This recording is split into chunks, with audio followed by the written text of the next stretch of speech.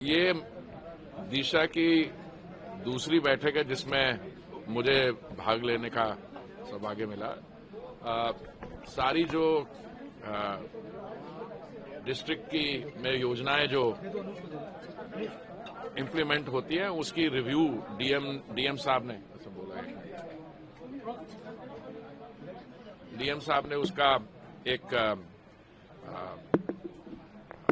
Status report दिया। ये status report जो है 120 पेज की है, जिसमें सारी योजनाएं में इम्प्लीमेंटेशन कितनी हुई है, जहां कुछ कमी है उस पर चर्चा हुई। इसके अलावा जो माननीय विधायक और सांसद हैं हमारे कोलीग्स, उन्होंने कुछ नए मुद्दे, कुछ ऐसे विषय हैं जो पहले जिनके बारे जिक्र हुआ था यहाँ पे, जिसपे थोड़ी डिस्कशन हुई थी, उस पर एक्शन लेना है। तो हमने कुछ अच्छे निर्णय लिए हैं। एक हमने ये कहा कि जो भी यहाँ पे पॉइंट्स उठाए जाते हैं मिनट्स में तो आएंगे ही, जो इश्यू होगा किस योजना के बारे में, उसके अलावा एक चेकलिस्ट भी होनी चाहिए कि ये उच्च उठाया जाए।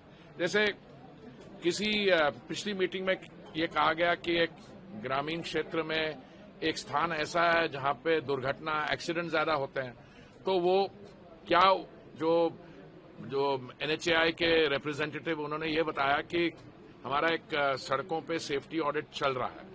तो हमने कहा कि उस चेक करिए, उसमें अगली बार ज्यादा स्पेसिफिकली बताइए। और हर ये दिशा कमेटी की मीटिंग हर 2-3 महीने में करेंगे, इससे साल में 3-4 कमेटी की मीटिंग्स हों। और मुझे ये खुशी है कि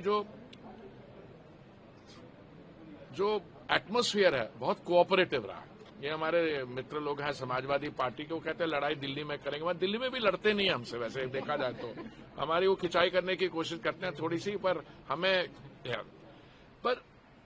कुछ हमारी तरफ से चिंता के विषय हैं। आप देखिए, ये जो वेस्ट एशिया में युद्ध चल रहा है, आज करीब उसके कितने 80 दिन होने वाले हैं। ठीक है, 28 फरवरी को ये युद्ध की शुरुआत हुई और पिछले 4 साल में हमने ये दूसरा मेजर युद्ध है। पहले रूस और यूक्रेन के बीच हुआ, वो 4 साल फरवरी 2022 में हुआ, और अभी पिछले 80 दिन में ये युद्ध चल रहा है। तो इसमें कई हमारे पास नई समस्याएं जिनका सामना करना पड़ता। तो मुझे बहुत खुशी है आपको ये बताते हुए कि भारत एक ऐसा देश है विश्व भर में जिसमें ना कच्चे तेल की, ना पाइप नेचुरल गैस की, ना एलपीजी की कोई कमी हमने होने दी। ऐन समय पे माननीय प्रधानमंत्री जी ने निर्णय लिए। पिछले 4 वर्ष से हमने दाम बढ़ाए नहीं, कम भी किए हैं। और अभी आप लोग, मेरे भाई लोग बैठे हैं, वो वो एक तो गैस का प्राइस बढ़ाया था कुछ महीने पहले। तो मैंने कैलकुलेशन की कि अगर एक परिवार एक सिलेंडर को 3 महीने में इस्तेमाल करता है तो 60 रुपए बढ़ने से तो एक दिन में कितना 2 रुपए, 1 रुपया उसका बढ़ाए। तो ठीक है, नहीं बढ़ाना चाहिए अगर हो सके, पर अभी इस समय कंपनियों का 1000 करोड़ का एक दिन में ओएमसी जो है वो लॉस हो रहा है। अंडर रिकवरी तो और भी ज्यादा, पर स्पिरिट बहुत कोऑपरेटिव थी। एक हमने जो बहुत कोशिश की है, सीएमडी हमारे हैं गेल के, gas authority of India limited के, हम वाराणसी में, काशी में हम ये चाह रहे हैं कि जो पाइप गैस कनेक्शन थे वो ज्यादा तेजी से, जो एलपीजी कनेक्शन थे उसको ज्यादा तेजी से पाइप गैस में कन्वर्ट किया जाए। तो मुझे बड़ी खुशी हुई है, 4 गुना ज्यादा हुआ, पर मैं समझता हूं वो अभी कम है। और हम चाहेंगे कि इस समय एक दिन में, वो कह रहे थे कि 800 इफेक्टिव कनेक्शंस पाइप गैस के एक दिन में 800 दे रहे हैं, जिसमें वो कह रहे थे कि 400 जो एलपीजी के लाभार्थी थे वो कर रहे हैं। उससे सुविधा लाभार्थियों को भी होगी। एक तो पाइप गैस ज्यादा एफिशिएंट है, उस सस्ती भी है। दूसरा, हम चाहेंगे कि पहले तो कुछ काम अच्छा भी किया है इन्होंने, कोई 60-70 हजार ऐसे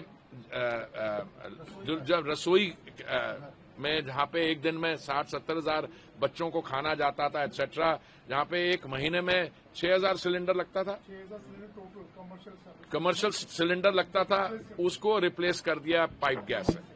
एक वो काम हुआ, पर अभी भी मैं समझता हूं कि इसको हमें आगे ले जाना है। ये 800 कनेक्शन की जगह हमें वाराणसी में ही इसको दुगना तिगना 3 गुना इसको ले जाना है। और हम चाहेंगे कि देश भर में हर रोज ये 50,000 भी हम देश में कन्वर्ट कर दें एलपीजी कनेक्शन, तो आप देखिए आने वाले समय में, अब लोग कहते हैं कि पहले क्यों नहीं आपने सोचा। अरे मेरे भाई, कभी ऐसी हमारे सामने समस्या आई नहीं, और आई भी, और हमने कभी इससे हम इसमें कोई इस चैलेंज को हमने अपॉर्चुनिटी में कन्वर्ट किया। और एक देश है जहां पे दाम हमने कम करते रहे और कहीं कमी नहीं है एलपीजी की। या कभी कभी आइसोलेटेड रिपोर्ट्स आती हैं कि किसी जगह में क्यूज लग गए। क्यों? किसी ने क्या सोचा, थोड़ा लोगों ने होर्डिंग की कोशिश की, थोड़ी ब्लैक मार्केटिंग की कोशिश की, वो भी हमने बहुत डिस्ट्रीब्यूटर्स को भी डिस्ट्रीब्यूटरशिप्स को कैंसिल किया। वाराणसी में pipe gas, natural gas, petrol diesel की कोई समस्या नहीं है, सब जगह आउटलेट्स है। देश में बाकी जगह भी है। पर आज की मीटिंग मेरे लिए बहुत एक पर्सनली बहुत सेटिस्फाइंग थी। सेटिस्फाइंग क्यों? इसलिए क्योंकि स्पिरिट कोऑपरेटिव है। जो सवाल उठाए गए, मैं समझता हूं ये सवाल उठाने लायक है, और एमपीज का और एमएलएस का ये हक बनता है उठाए। और डिस्ट्रिक्ट एडमिनिस्ट्रेशन का भी मैंने देखा, बाय एंड लार्ज जो अधिकारी गण है, हमारे अधिकारी लोग हैं, उन्होंने भी जो जवाब दिए, कुछ कमियां थी जो हम इसको करेक्ट करेंगे प्रोसेस के द्वारा। बहुत बहुत धन्यवाद। रोपवे और जो स्टेडियम है, इसको हम लोग कब तक उम्मीद करें कि अगस्त 15 तक। अरे भैया, रोपवे और स्टेडियम की बात कर रहे हो। परसों मैं माननीय मुख्यमंत्री जी के साथ था गोरखपुर में, वहां पे वो 30,000 स्पेक्टेटर्स का वो कैपेसिटी बढ़ भी सकती है।